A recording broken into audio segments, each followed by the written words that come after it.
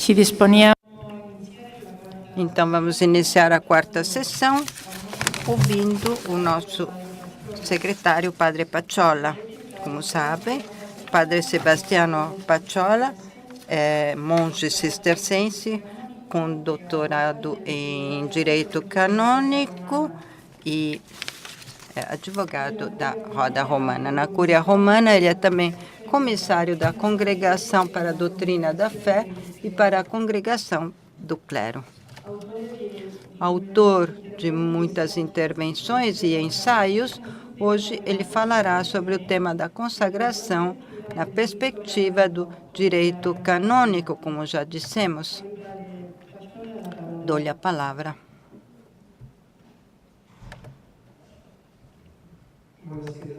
Boa tarde a todos.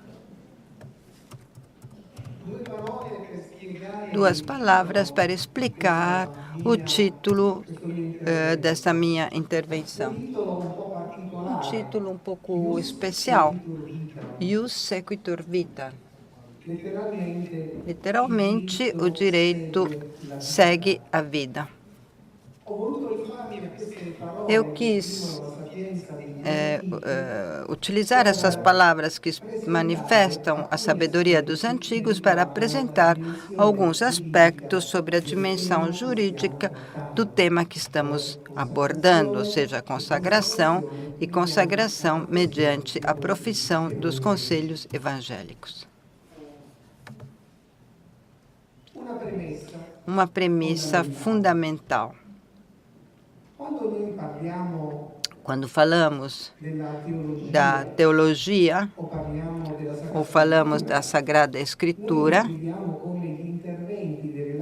nós vemos como a intervenção dos oradores muitas vezes são diversificados conforme a sensibilidade. No seminário feito nos primeiros dias de março, vimos como o tema da consagração possa ser interpretado de várias maneiras. Isso é verdade quando se trata da escritura, da história, da teologia, da eclesiologia.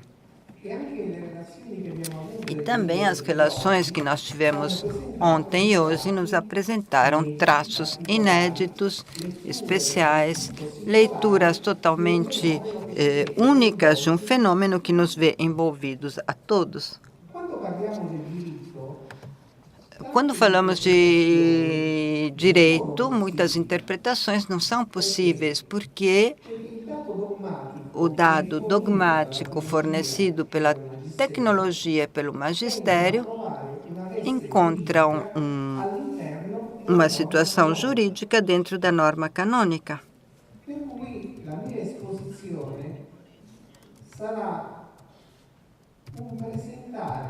Portanto, eu irei apresentar a realidade da vida consagrada a nível específico,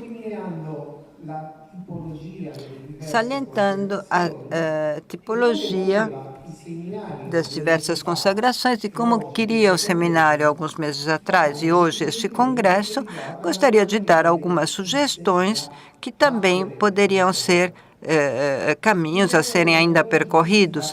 Geralmente, quando nós juristas falamos de direito, distinguimos o iure condit da iure condendum. Literalmente, o direito que tem a sua base, o direito aprovado, pelo direito em fase de aprovação. E nós, de alguma forma, queremos fazer um balanço de como, 50 anos depois do Concílio Ecumênico Vaticano II, hoje se pode falar do ponto de vista jurídico de consagração, e eu acrescento batismal, e de consagração através da profissão dos conselhos evangélicos. Outra premissa a ser feita é que o ensino de João Paulo II, que em 1974, um ano depois da promulgação do Código, nos deixou um grande ensino, dizendo que o Código de Direito Canônico, promulgado em 25 de janeiro de 1983, era o último documento conciliar. Em outras palavras, não é possível compreender o Código de Direito Canônico sem conhecer os resultados e os frutos do Concílio Vaticano II. Mas, como o Código é uma única lei em 1752 cânones, é claro que não toda a riqueza do Conselho pode estar presente no Código, vista a natureza teológica dos textos conciliares e a natureza jurídica de uma lei da Igreja como o Código. Essas premissas são essenciais porque, de um lado, o jurista move-se num horizonte limitado e, mais vezes, tanto no seminário que nas palestras que ouvimos nesses dias, nos referimos a alguns textos conciliares que para nós são imprescindíveis para começar qualquer tipo de relação. Numen Gentium 44 e Perfecte Caritate 5.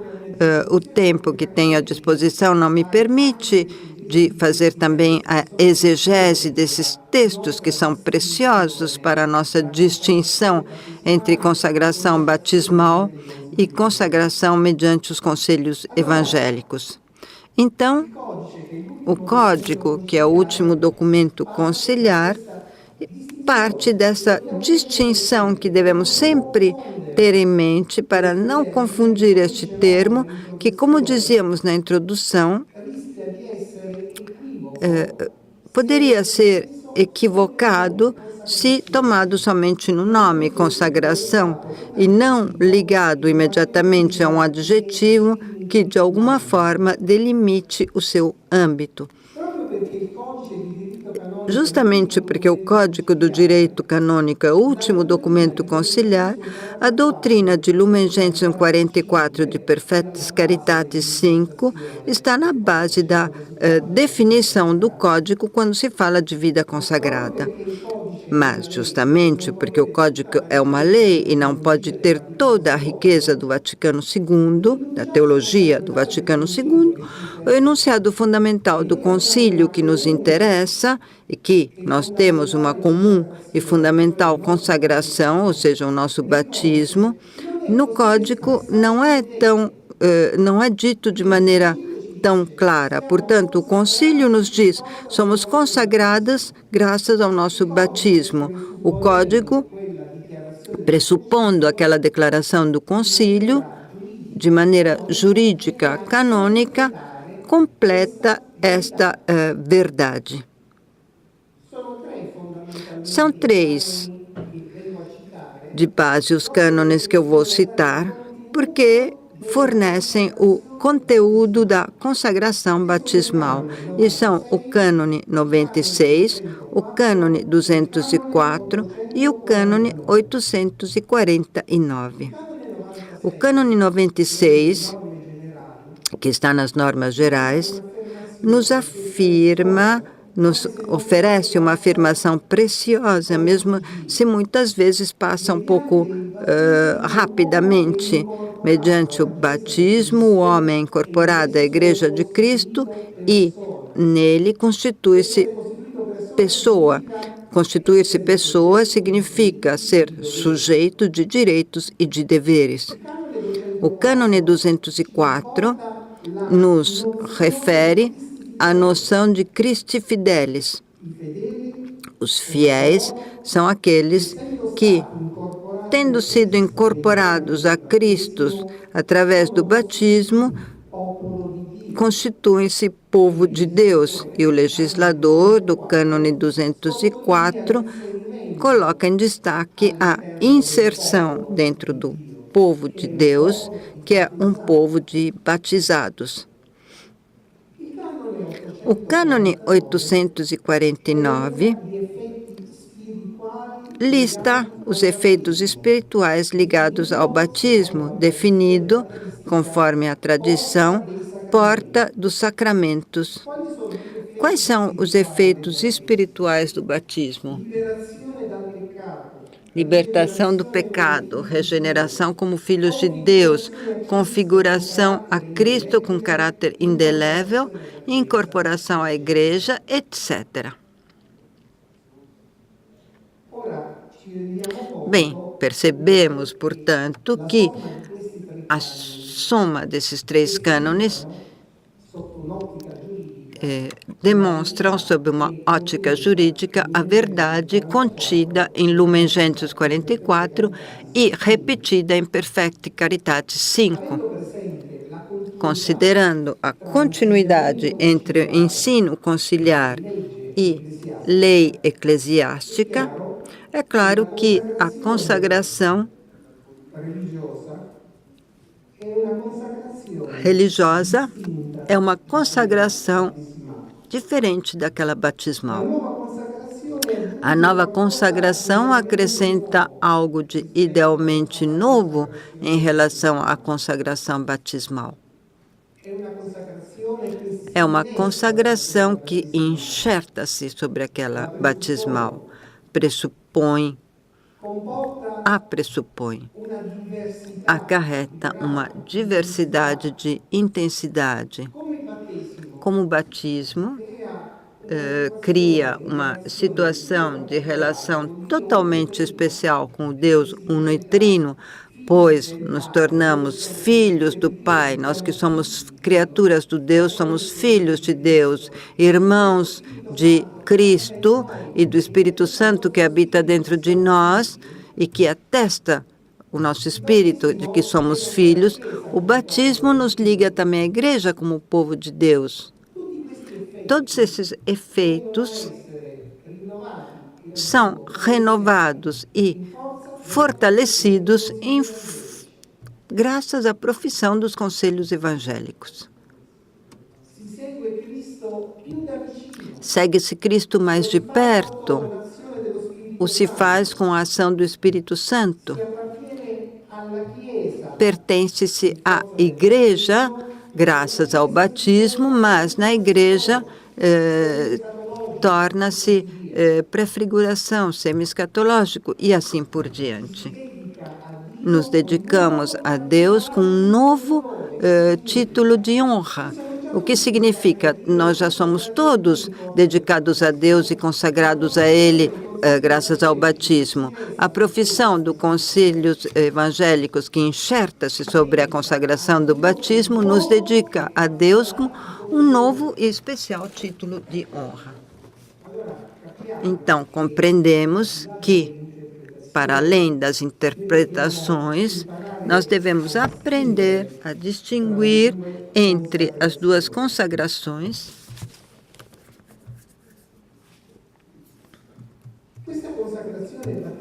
Essa consagração batismal que descrevemos assim de maneira resumida, e eu quis descrevê-la porque alguns autores dizem, mas o Código de Direito Canônico não diz expressamente que o batizado é um consagrado.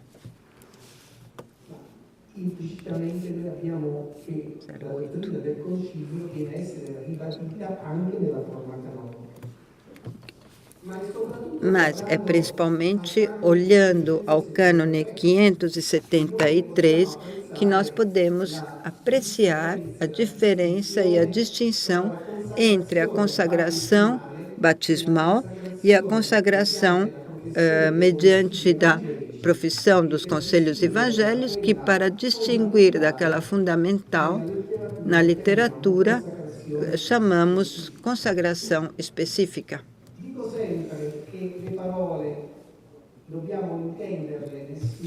Digo sempre que temos que entender as palavras no significado, no texto e no contexto, porque muitas vezes palavras utilizadas de maneira ambígua podem criar confusão.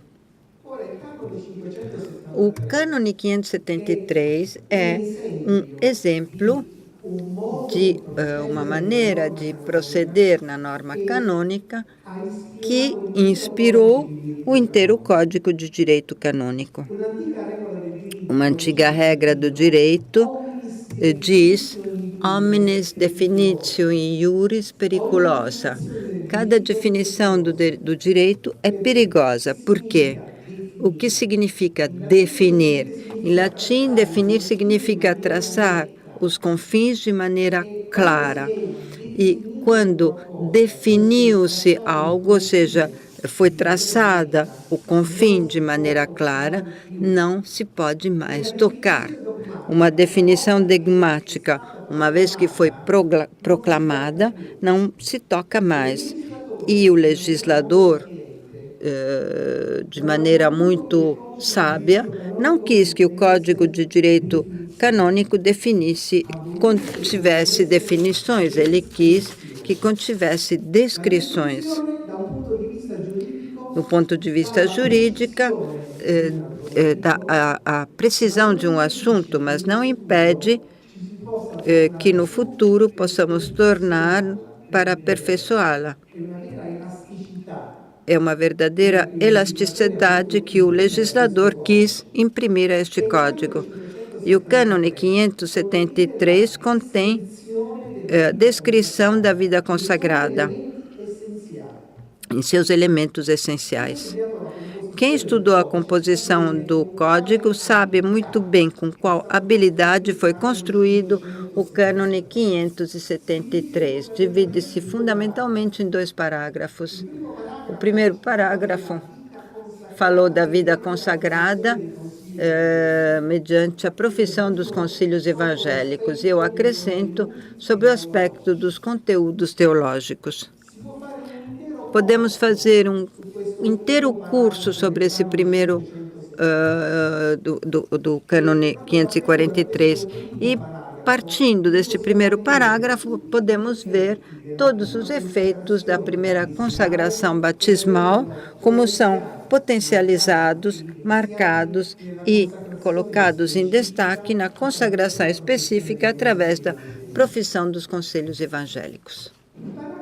O parágrafo 2º, que é mais técnico, mais jurídico, nos fornece os elementos da vida consagrada. Em outras palavras, nos diz onde encontramos essa vida consagrada e nos fornece já uma primeira resposta. A vida consagrada a encontramos primariamente, mas não exclusivamente, nos institutos de vida consagrada, que durante séculos foram só institutos religiosos, enquanto que, para a intuição de Pio XII, nasceu a forma de consagração secular que se tornou forma de consagração como um instituto onde está presente a vida consagrada. Portanto, cânone, parágrafo 1º, os conteúdos teológicos dessa consagração específica. O parágrafo 2º nos diz onde a encontramos e como a encontramos.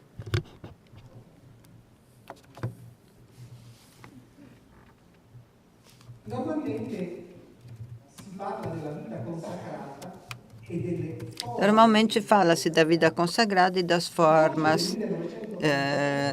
O código, pela primeira vez na Igreja, exprime um leque de possibilidades de consagração como nunca havia se visto em sua história. Primeiro, porque, junto com a vida religiosa em todas as suas expressões, pela primeira vez num Código de Direito Canônico, comparecem os institutos seculares. No Código de 1917, os institutos seculares ainda não existiam. O Código de 1983 recupera o antigo Ordo Virginum, Cânone 604, que é a forma pré-cristã de consagração de modo pagão. Conheciam as virgens consagradas ou os círculos das virgens dedicadas aos deuses. O cristianismo assumiu do mundo pagão essa forma de consagração e, ao longo da história, cada virgem consagrada começaram a construir, aos poucos, comunidades e nasceram as ordens monásticos femininos. O cânone 603 recuperou, no Código de 83, a forma anacorética, a vida dos eremitas. E esta também é a forma mais antiga que se conhece de consagração. Provavelmente esta também com antecedentes pré-cristãs, mas que encontra na experiência do deserto e depois nas primeiras comunidades a passagem da vida dos eremitas aos cenobitas, ou seja, a vida monástica.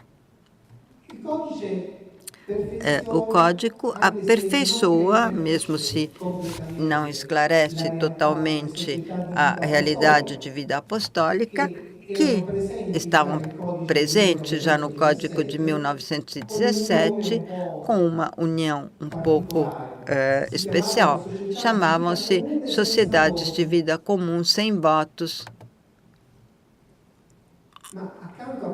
Mas, junto com essas formas recuperadas ou revisitadas, o cânone 605 nos apresenta a realidade das assim chamadas novas formas.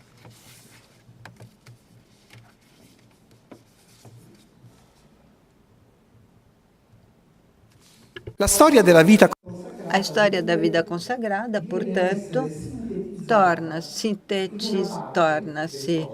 é sintetizada numa parte do código, a terceira parte do segundo livro, que, referindo-se ao título do concílio, chama a Igreja povo de Deus. Então, é claro que podem ser descritas as várias formas de vida consagrada. Muitos cânones são dedicados à vida religiosa, aos estudos seculares, às sociedades de vida apostólica, e um só cânone aos eremitas, um só cânone à Ordem das Virgens. O cânone 605 abre a possibilidade às assim chamadas novas formas.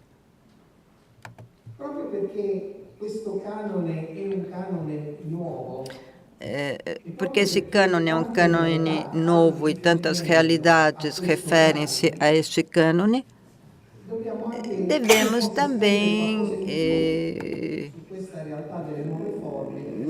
falar algo mais sobre essa realidade das novas formas, em relação daquilo que se pode ler em qualquer comentário ou texto de história da vida consagrada. Vamos começar com um esclarecimento sobre os termos. Novas formas. Com essa denominação, nós encontramos na literatura tantas realidades diferentes entre si. Por exemplo, as novas comunidades, novos institutos, novas formas, ou várias expressões que podemos reconduzir ao direito de associação, que, como sabemos, é um direito natural e que encontra no direito da Igreja uma sua legislação no que se refere aos fiéis batizados.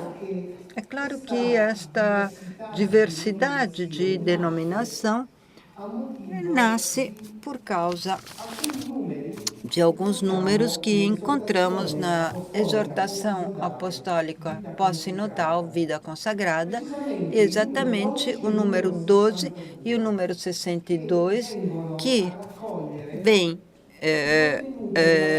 coletar os conteúdos da famosa Propositio 13, que foi um dos pilares da reflexão daquele sínodo e que falava das comunidades de vida evangélica.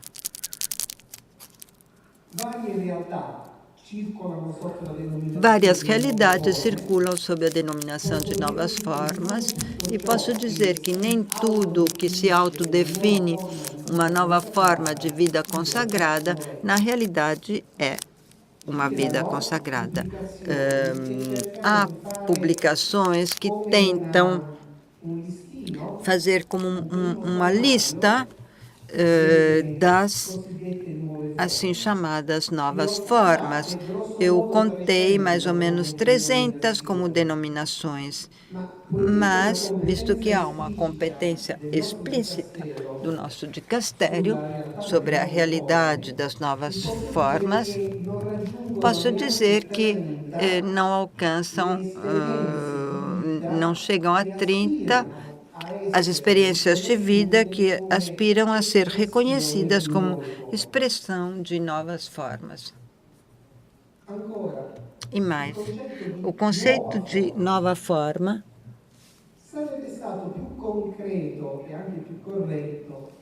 teria sido mais concreto e mais correto falar de outras formas de vida consagrada. Porque aquelas que circulam, um instituto como o meu, que tem uma regra escrita há mais de 1.500 anos atrás, e que, por sua vez, é uma reforma da ordem beneditina de mais de 900 anos atrás, somos uma forma velha, podemos falar de carismas velhos. Nos interrogamos também sobre o conceito de novidade. Essas novas presenças são novas por quê? Pelos conteúdos, pela teologia, pela estrutura, por tudo isso reunido, pelo discurso dos estados de vida. Quando falamos de vida religiosa, que cristalizou-se ao longo dos séculos, sem dificuldade, nós podemos pegar o cânone 607 e dizer: um instituto religioso é uma sociedade em que os membros emitem votos públicos e, com os votos públicos, abraçam os conselhos evangélicos, fazem vida fraterna em comunidade e são separados do mundo conforme o carisma do Instituto. A forma de vida religiosa, mesmo na diversidade de carismas, tem uma sua estrutura jurídica. Votos públicos, fraterna, separação do mundo.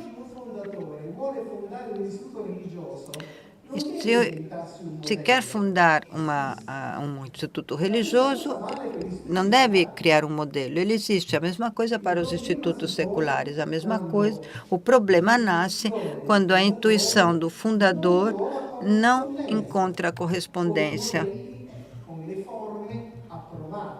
aquele das formas enviadas. Eis, então, o papel dos bispos, o discernimento da Santa Sede para a declaração de nova forma e cuidado também com o uso das palavras. Durante o seminário, foi feita uma pergunta, mas uma nova realidade que nasce é um novo instituto ou uma nova forma?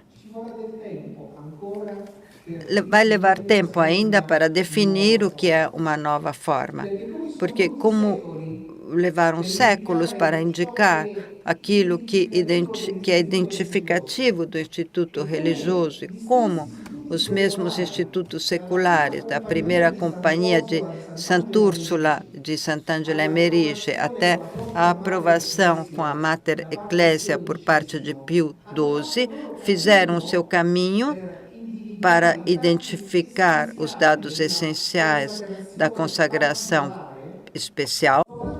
Principalmente porque, durante séculos, a única consagração da Igreja específica era aquela dos religiosos.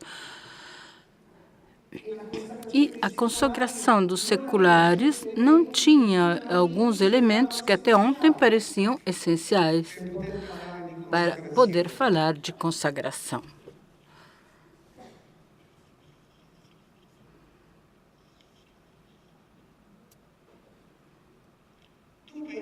Então, o dicastério interessou-se praticamente desde 1983 até hoje em examinar com muito cuidado estas realidades que se apresentam, ajudando a encaixar, inclusive juridicamente, aquilo que é a intuição do fundador.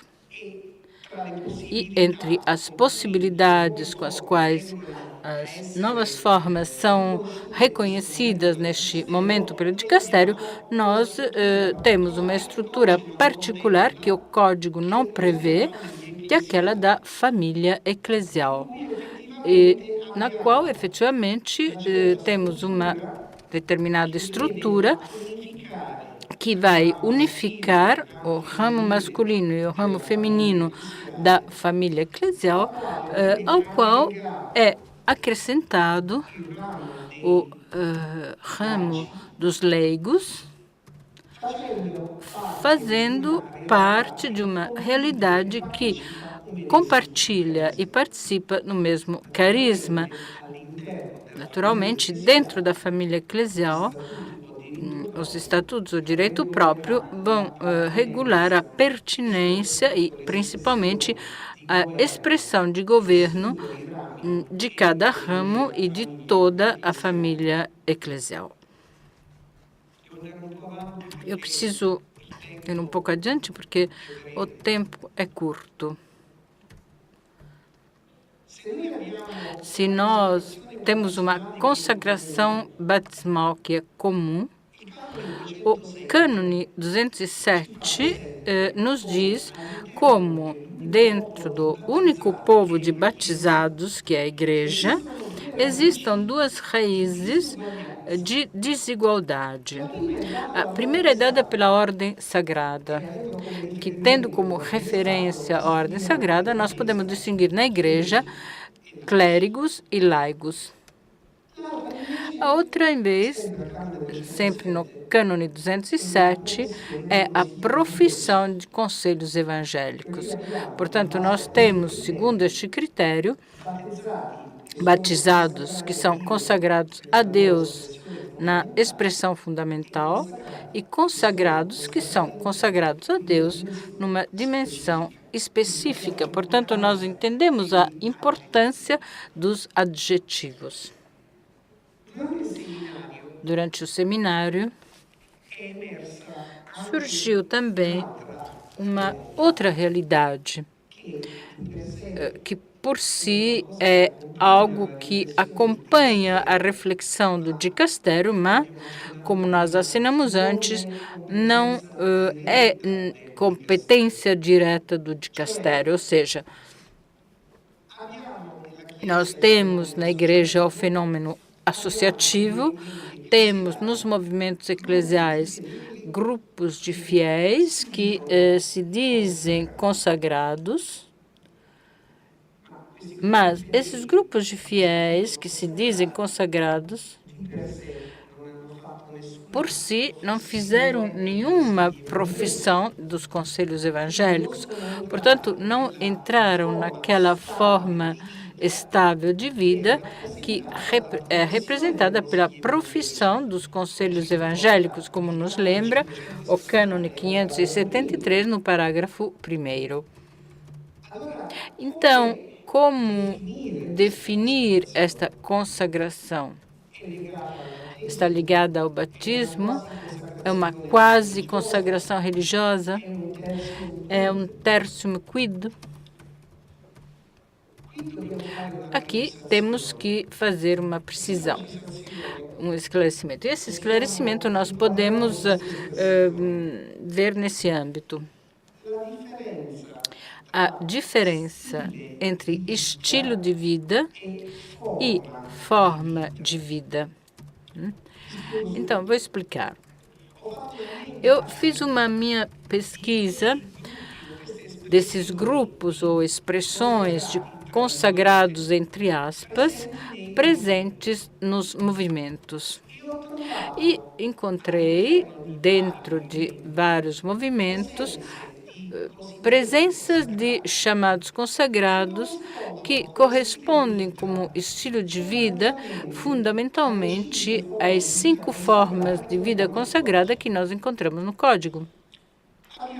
Temos dentro dos movimentos grupos que levam vida comum, dependendo de um superior, nem mais nem menos do que aconteceria numa comunidade religiosa.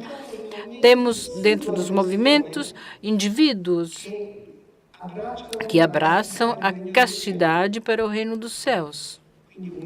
Então, uma equivalência dentro do movimento daquilo que é o Ordo Virginum. Temos em outros movimentos alguns que consagram-se sem que os outros saibam, num clima de discrição e de privacidade da especial consagração dela, ou pessoal consagração deles, que os faz muito semelhantes a um Cristo secular.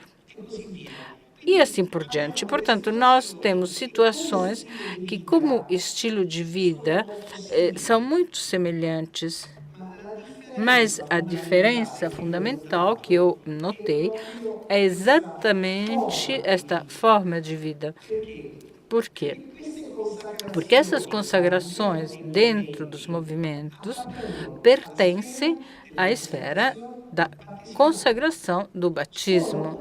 São uma modalidade com a qual um fiel ou um grupo de fiéis quer viver a própria consagração batismal. Em outras palavras, a grande diferença, para além do estilo de vida, é que no movimento ou na associação não se tem aquele conceito de estabilidade de vida que é própria da vida consagrada, onde há um percurso para entrar e onde há um percurso também para sair.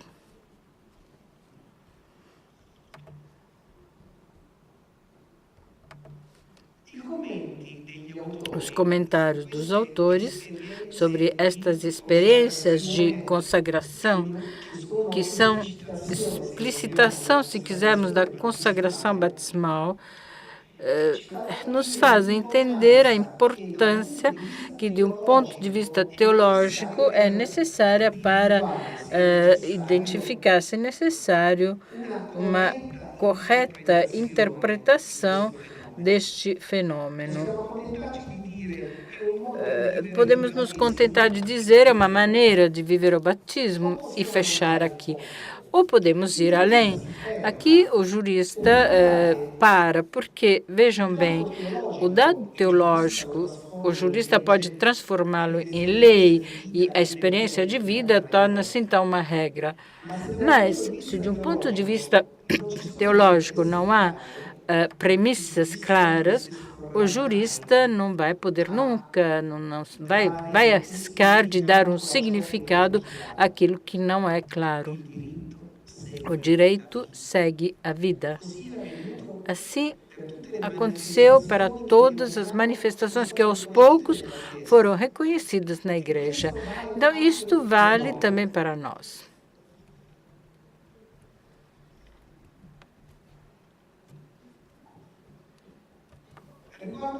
Quanto à terminologia, falou-se no seminário, e nós sabemos de como as palavras muitas vezes são não adequadas para manifestar determinadas verdades. Vida consagrada manifesta realmente aquilo que quer entender.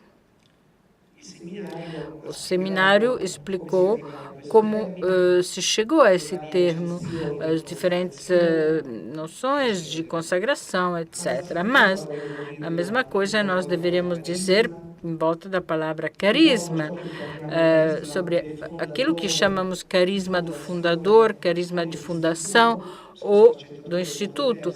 São facetas muito diferentes, principalmente porque distinguimos de um ponto de vista jurídico uma diferença de significados que muitas vezes na linguagem falada não se percebe. Então, a expressão vida consagrada não é adequada para expressar toda a riqueza que está atrás disto. Mas o termo que nós temos por enquanto não houver outros termos no futuro, este é um termo ao qual referir-se. Mas cuidado, nós partimos de um tema presente em Lumen Gentium e Perfecta Caridade, depois de 50 anos do concílio, apesar do código que nós continuamos chamando novo código, mas é um código que já começa a ter seus anos, algumas ideias ou alguns conceitos ainda não entraram na nossa vida. E muitas vezes nós próprios não sabemos descrever quem somos na igreja e também o valor da nossa consagração específica, nós que a fizemos abraçando uma forma estável de vida. As provocações que nós temos à nossa frente são muitas.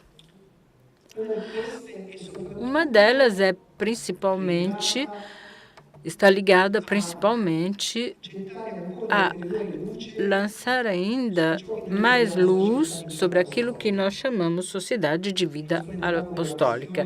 Não entrei na questão porque é muito técnica e muito difícil, mas vida apostólica no Código Latim são acrescentados quase que no apêndice a vida consagrada, enquanto os autores dividem-se considerando cada expressão de sociedade de vida apostólica real, vida consagrada, por meio da profissão dos conselhos evangélicos. Então, quando falamos das diferentes formas de vida consagrada, nós falamos que, primariamente, a vida consagrada a encontramos nos institutos, a encontramos também na vida dos eremitas, também nas novas formas.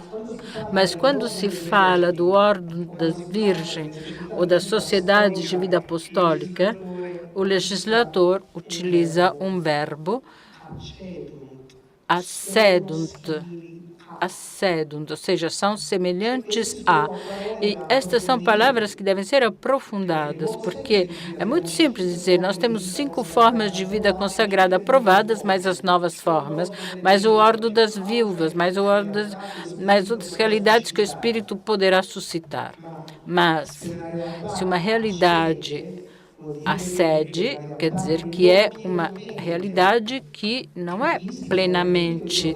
E aqui coloca-se todo o problema dos conselhos evangélicos, utilizados no plural, que não estão presentes obrigatoriamente, segundo o cânone 731, na vida das sociedades de vida apostólica.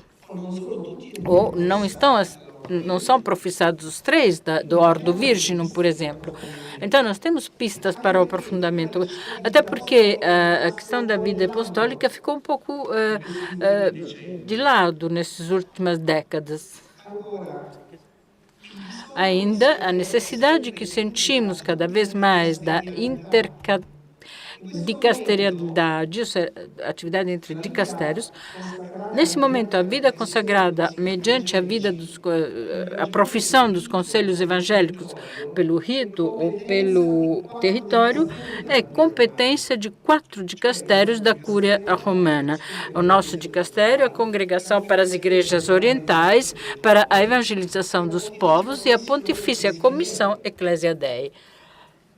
Mas, para a conexão que nós falamos com aquilo que envolve movimentos da igreja e este aprofundamento que se torna necessário de um ponto de vista teológico antes e de um ponto de vista jurídico depois, o dicastério para os leigos e para a família e a vida também se torna competente, ou pelo menos interlocutor, de um aprofundamento muito necessário. A irmã Carmen, apresentando os trabalhos que depois serão objeto das perguntas de amanhã, entre as diferentes perguntas, perguntou: o direito que nós temos é adequado? Como ferramenta daquilo que é conhecido? Sim. Mas depois é claro que o direito segue a vida. Então, aquilo que era o ponto de partida torna-se o encerramento, a conclusão da etapa e a abertura de outra, abertura para o passo sucessivo. Nós necessitamos de aprofundamentos teológicos sobre aquilo que é a nova forma, sobre aquilo que é o verdadeiro conteúdo de uma consagração, pelo menos maiores esclarecimentos sobre as duas consagrações, aquela específica e aquela por meio da profissão dos conselhos evangélicos. A comparação que eu fiz, tendo como texto o código, pode ser básico, mas são competências que o operador do direito deixa para o teólogo, deixa para o magistério, deixa a própria fundação bíblica de alguns aspectos. E como nos acusam a nós, juristas, de mortificar o espírito, eu quero humilhar o espírito, eu quero encerrar essa minha intervenção agradecendo pela paciência e citando um pequeno trecho de João Paulo II. Vejam, cada código de direito canônico em todas as línguas abre-se com uma constituição apostólica, a Constituição Sacra Disciplina Legis, que no início era lido e comentado em todos os cursos de direito canônico, mas agora, desde 1983, só os nostálgicos aqui vão ler esse documento que é precioso sobre a função do direito na vida da Igreja. E vou citar. Aparece com muita clareza que o Código não tem como finalidade, de forma alguma, substituir a fé, a graça e os carismas, e principalmente a caridade da fidelidade na vida da Igreja. Ao contrário, sua finalidade é, antes de criar tal ordem na sociedade eclesial, que, atribuindo a primacia do amor e da graça aos carismas, torna mais ágil contemporaneamente o orgânico desenvolvimento deles, quer na vida da sociedade eclesial, como em cada indivíduo que a ela pertence. O Código, desde que o principal documento legislativo da Igreja, etc., etc. O Código não substitui o Espírito, a graça e os carismas, mas é um instrumento de comunhão eclesial que indica a todos o caminho a seguir. Muito obrigada.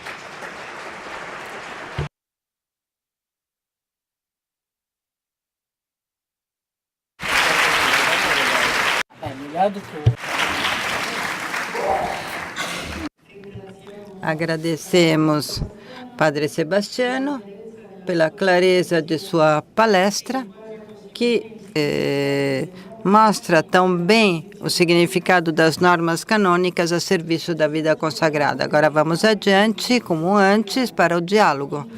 Cada 3 perguntas, o orador responde.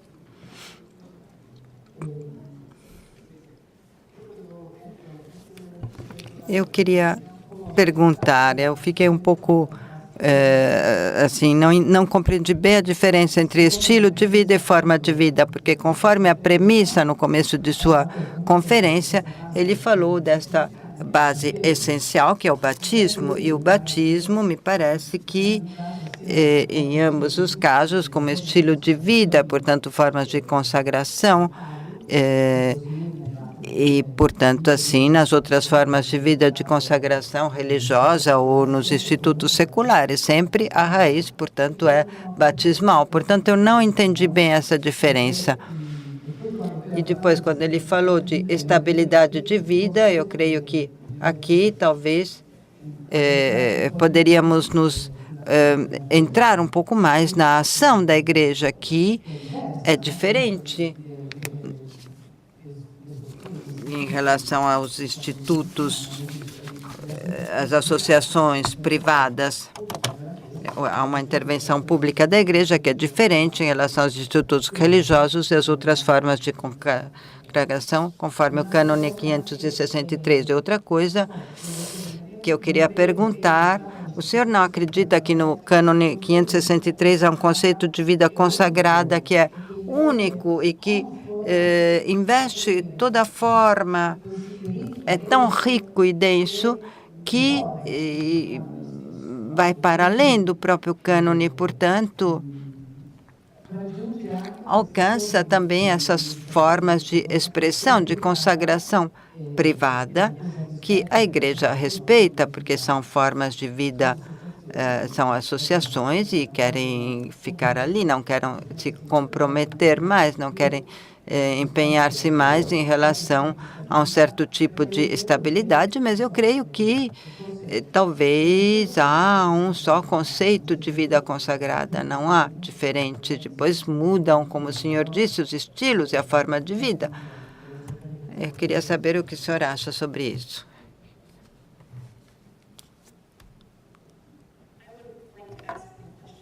Eu vou fazer a minha pergunta em inglês. Eu sou uma virgem consagrada dos Estados Unidos da América, eu sou também uma canonista. Eu gostaria de perguntar ao padre, mesmo se na Ordo Virginum, as virgens consagradas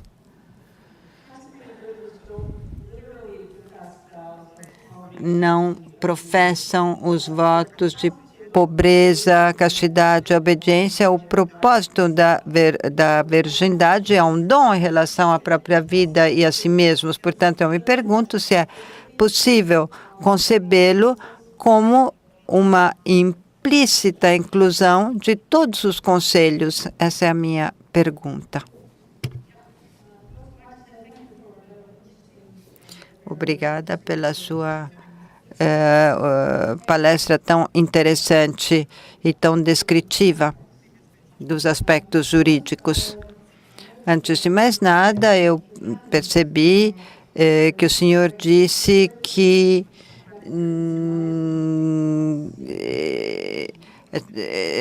é uma descrição, não devem ser vistos como definições, mas eu tenho duas perguntas. Quando falamos dos conselhos evangélicos, se os cânones são descritivos,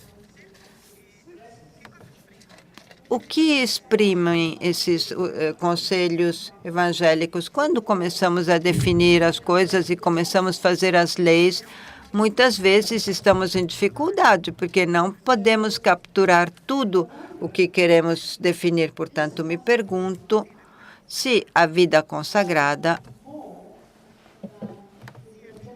é mais do que os conselhos evangélicos que tentam de capturar e exprimir, mas é realmente capaz de exprimir o significado verdadeiro? Talvez é uma maneira para tentar descrever mas qual é o significado profundo, central? Essa é a minha pergunta.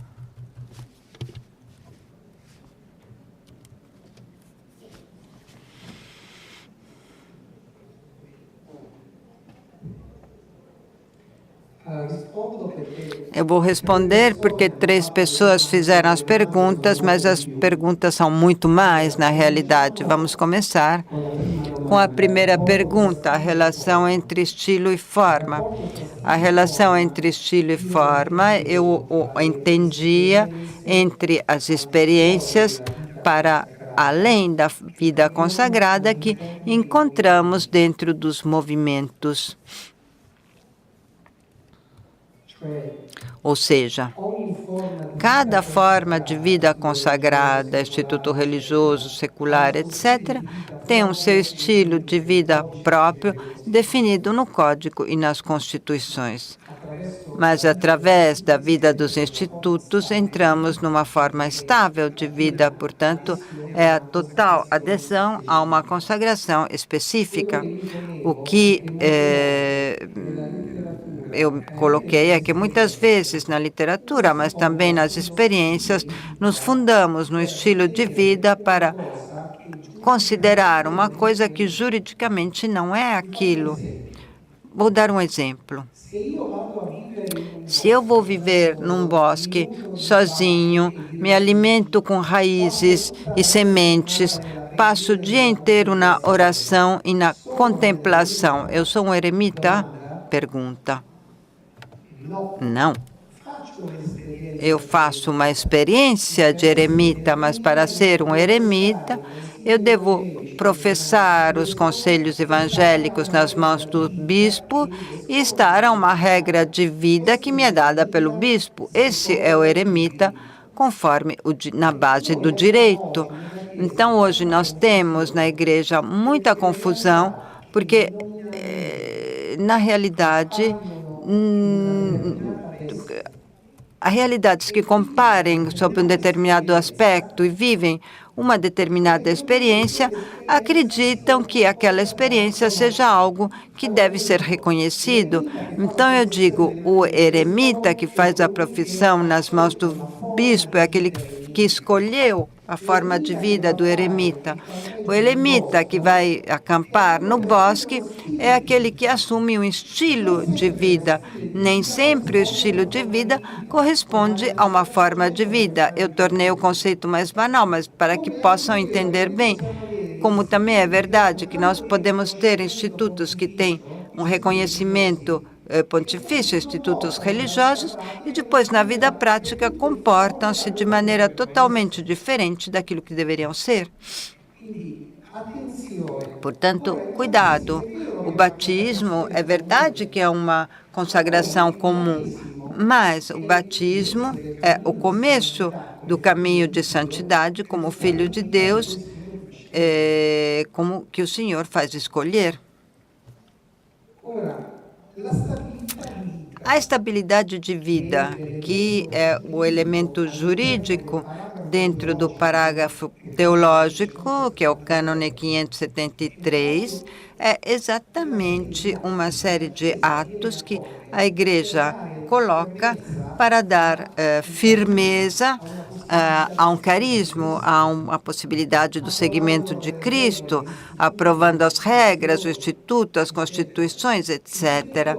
Os superiores são eleitos, mas recebem de Deus a potestade através da Igreja, nos lembra o Código. Então, é claro que a estabilidade da vida é a consequência de uma escolha, mas antes da escolha pessoal, há um discernimento por parte da Igreja que reconheceu a intuição do fundador, que aprovou a possibilidade do seguimento de Cristo, que reconheceu o Instituto a nível de Instituto Diocesano e depois a nível de Instituto Pontifício e assim por diante.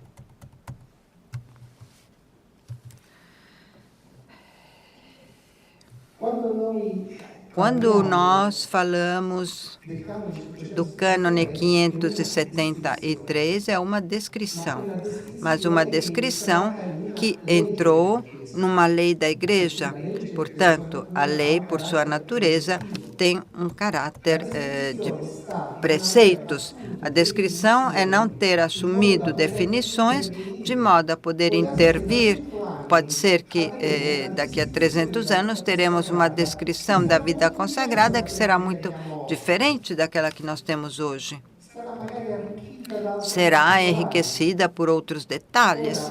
Agora, se aquele conceito de vida consagrada vai para além do próprio cânone, como foi referido, o resto, que não é forma estável de vida, pode olhar naquele cânone, mas por analogia, porque trata-se de se inspirar àquele conceito, mas para extrair algo, não a total identidade, senão seríamos todos consagrados de forma específica. No que se refere à Ordo Virginum, a forma de consagração das virgens é uma forma muito antiga, pré-cristã. Encontrou os seus grandes cantores em Ambrógio e nos padres latinos e orientais. É uma dedicação, um santo propósito, um serviço da Igreja. Quando ainda o discurso dos 3 conselhos evangélicos não havia ainda se colocado. A minha regra não me faz professar castidade, pobreza e obediência, porque foi escrita muito antes daquela síntese medieval, a qual somos todos devedores, que compreendeu entre os muitos conselhos evangélicos oferecidos pela pessoa e pelo exemplo de nosso Mestre e Senhor, alguns como mais característicos, porque a paciência de Cristo, a humildade de Cristo e assim por diante são conselhos evangélicos que se inspiram a pessoa e a vida e a palavra do Senhor. Então, isso também não vamos esquecer que os conselhos evangélicos são dados para toda a igreja. Os religiosos os abraçam com voto público. As outras formas, conforme a maneira como os estatutos, o direito próprio, vem prever a assunção dos conselhos evangélicos. Mas os conselhos evangélicos como tal, é um dom feito por Deus para a igreja. Depois, os 3 conselhos evangélicos que mais foram entendidos como identificativos da vida de Cristo. Hoje não se fala mais de imitação de Cristo, fala-se de sequela, mas saibam que no mundo medieval, principalmente monástico, não é escandaloso falar de imitação de Cristo.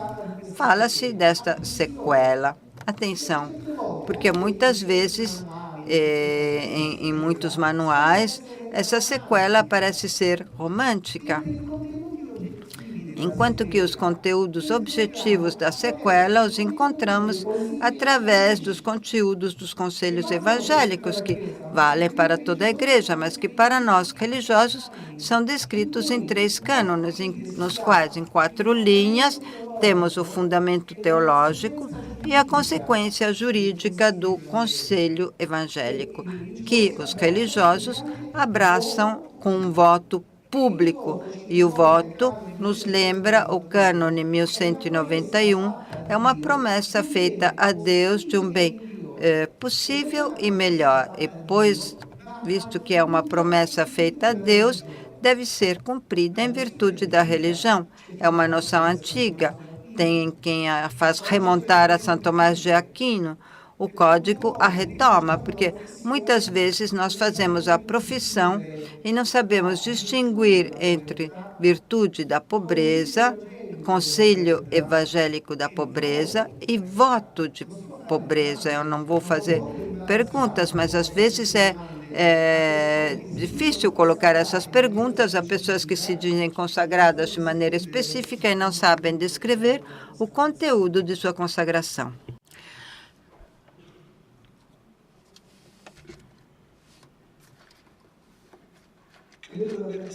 Eu creio de ter respondido as 3 perguntas. Sim. Eu queria acrescentar alguma coisa. E um pouco ao lado disto, antes que... primeiramente, que estamos num momento em que devemos discernir os verdadeiros dos falsos fundadores. Nós temos os 15 aqui do Castelo, que são falsos fundadores. Então, devemos distingui-los, porque eles fazem muito mal, são pessoas desequilibradas. Eu digo isso porque é o problema do discernimento sempre no nosso caminho. Então, isso me parece um ponto importante. Depois, para estas coisas, vamos dizer assim, de testemunho, conselhos evangélicos. Atualmente, estamos com uns 40 de institutos que são comissariados, estão fiscalizados, ou seja, a Santa Sé intervém para tentar ajudar a voltar no caminho da consagração. É muito doloroso, às vezes é muito bonito, mas às vezes é muito doloroso. E este convite do Papa ao discernimento, que começa, às vezes, vamos dizer assim, numa pessoa, mas depois também num grupo, depois num bispo, etc. Isso me parece muito muito importante para todos nós, digo, para ajudar-nos nesse sentido. Depois, eu diria também, há um outro elemento da nossa cultura atual que é um pouco complicado na formação. O jovem, ele procura ser feliz. E nós, os velhos, também, hein?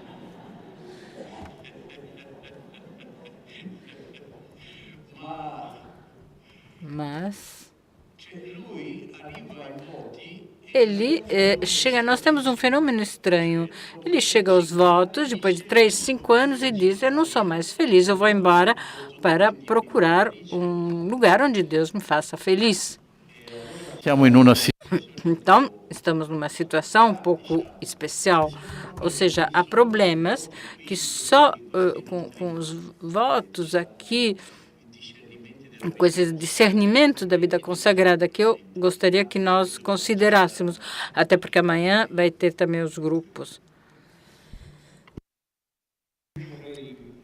Eu queria comentar uma situação que nos preocupa, exatamente com o que disse o prefeito, o discernimento.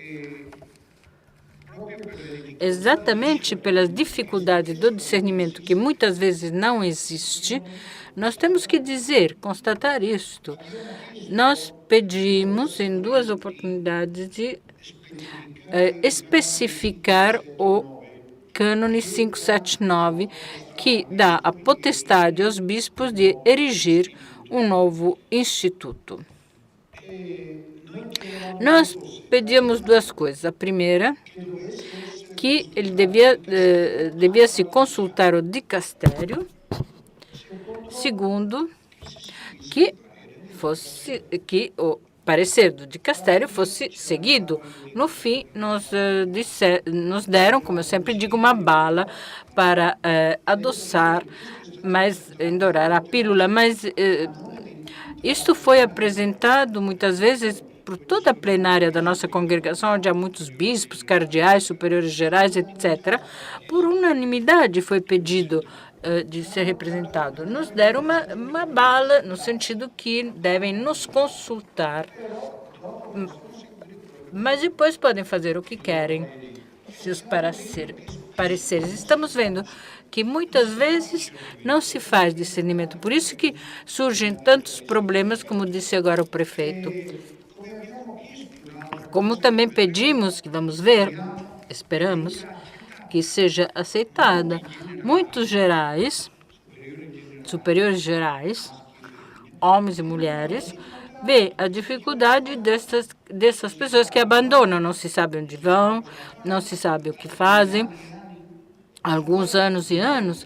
Então, nós pedimos, depois de um sério discernimento, aqui também, de acrescentar no código aos 2 motivos de dimissão ipso facto, que já existem nesse momento, a perda da fé é o casamento. Então, acrescentar um terceiro, ou seja, que depois de um ano de ausência ilegítima, este consagrado religioso, o Instituto Secular, etc., ele deve ser demitido ipso facto, porque é uma situação caótica. Nós, neste momento, estamos com situações realmente anormais na vida consagrada e isto faz com que tentamos também ajudar os canonistas porque se movam, porque façam algo e para que o código siga realmente a vida. E outra informação, hoje o Santo Padre falava de 2 províncias que ele conheceu que declararam a eutanasia espiritual. Infelizmente, pelo pouco que eu posso conhecer, isto é muito mais frequente. Muito mais frequente em institutos. Eu lembro quando eu iniciava o meu serviço, onde estou hoje, com a Daniela, que está aqui, um chefe de escritório. Nós somos num país, não importa qual. Lá abertamente falava-se, nós convocamos o último capítulo geral, fazemos um bom testamento espiritual, eu chamo eutanasia carismática, ponto, porque as coisas devem ser chamadas com o nome que elas têm. Mas ali eles diziam testamento espiritual. Bom, eu pensava o testamento de São Francisco espiritual e não via nada disso lá. Mas declara-se a morte do carisma. Entrega-se o carisma e também, principalmente nas religiosas, eram religiosas mulheres, também os membros desses institutos a uma situação leiga que podiam gerenciar os bens e também os membros. Diziam quando deviam fazer meditação ou não, quando deviam dar um passeio ou não. Então, a realidade é muito mais séria também daquilo que às vezes nós pensamos. Isto não impede que muitas coisas bonitas acontecem, mas temos que ser muito exatos e nós, infelizmente, continuamos a fiscalizar, comissariar institutos, porque alguns fundadores, para falar dos fundadores, exigem também um quarto voto, também marcado com sangue. Né? Não estamos falando de casos reais, hein? Documentados, com fotos e tudo. Obediência incondicionada aos superiores. Mas depois os superiores, não obedecem ao Papa, porque eles acham que eles têm uma linha direta. Isto, francamente, isto me dá muita tristeza, porque isso não é uma vida consagrada. Isto não é vida consagrada, mesmo se são institutos de direito. Eu queria acrescentar que nós temos um problema também, às vezes, criam-se novas famílias religiosas ou grupos para resolver problemas pastorais.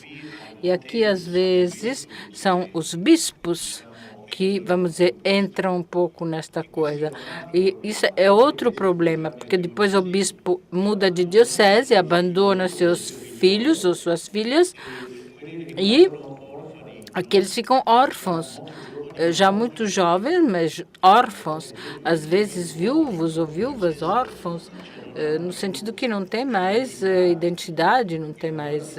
Então, é preciso entender, discernir bem, e ainda há um terceiro fenômeno que há um litígio, uma briga, uma divisão interna, que se cria-se, então, um novo grupo. Então, é preciso ver se o motivo é realmente carismático ou problemático. Para acrescentar, eu creio que muitos casos desses que pedem a divisão do instituto, às vezes há motivos carismáticos, mas muitas vezes é questão de poder. Quem governa, porque geograficamente mudou a maioria. Então, antes a maioria era de um certo continente, agora é outro. Como nós somos democráticos, muito democráticos, então agora quem tem a maioria tem os votos, e talvez aqueles que tinham antigamente autoridade ou poder não querem ser submetidos ou submetidas a novas culturas, etc.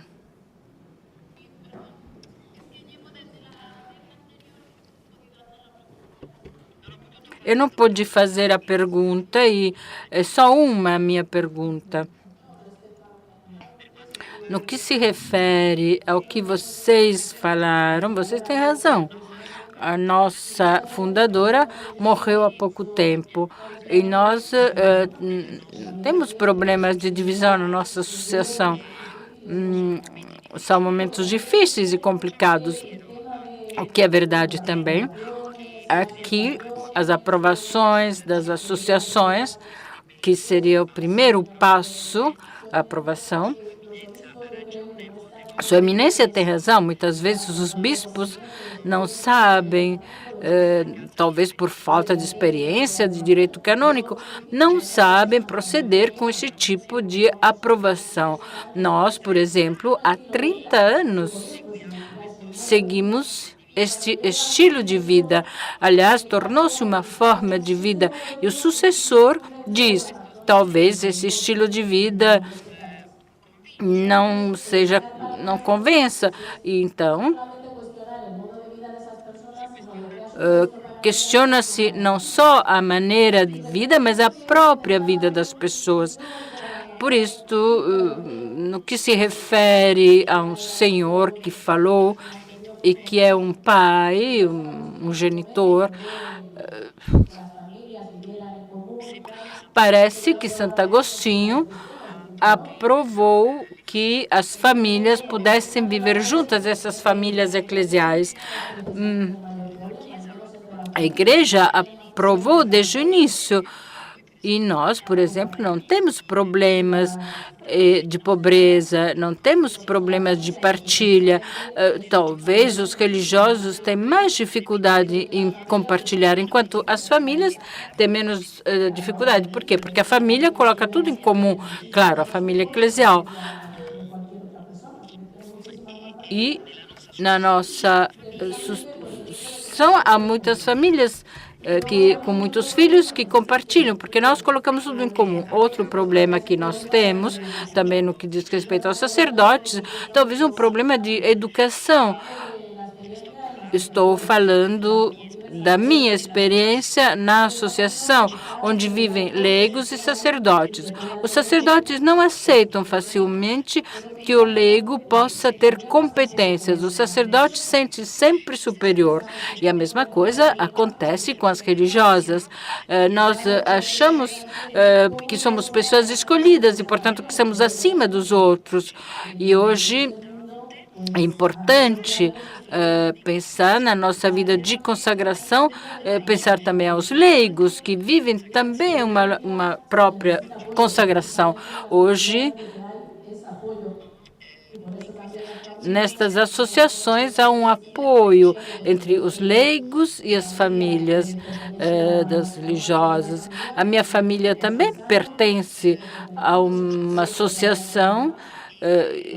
Eu entrei nesta associação com a minha família quando eu tinha 6 anos. Eu sou superior agora de um grupo e posso compreender que haja problemas entre nós. Há problemas entre nós. Mas quem poderia nos ajudar? Nós que somos uma associação pública, não digo neste momento, mas depois deste fato da associação pública. Amanhã haverá esses grupos que facilitarão muito esse intercâmbio, que será muito importante. Depois, segundo a vossa identidade eclesial, ou como leigos, ou como instituto, eu não sei qual é a identidade, porque agora, por enquanto, vocês são só associação. Poderiam se dirigir a um dos dicastérios, porque nós queremos ajudar, nós não queremos obstacular, mas é preciso fazer pelo caminho certo para não criar dificuldades, certo? É preciso ver se a associação é uma associação in itinere, ou seja, aprovada para tornar-se amanhã um instituto de direito consagrada, ou se é uma associação de fiéis para um serviço à diocese. Segundo isto, há uma competência diferente nos dicastérios. Depois, nesse caso, se um fundador não conseguiu levar um inteiro projeto à conclusão, o primeiro grupo de seus companheiros de discipulado vai completar a intuição carismática e a diferença entre carisma do fundador e carisma de fundação, que uma vez aprovado torna-se carisma do instituto. Portanto, quem viveu com a fundadora até que ela foi viva, colheu ideias que poderá amadurecer amadurecer e levar adiante, e depois, então, no momento em que há um bispo que reconhece, esse bispo, como bispo da sede principal, tem competências em relação a todos os outros bispos, em que a associação primeiro e o Instituto Diocesano depois venha a difundir-se. Antes das vésperas, nos devem dar alguns avisos e assim depois podemos rezar.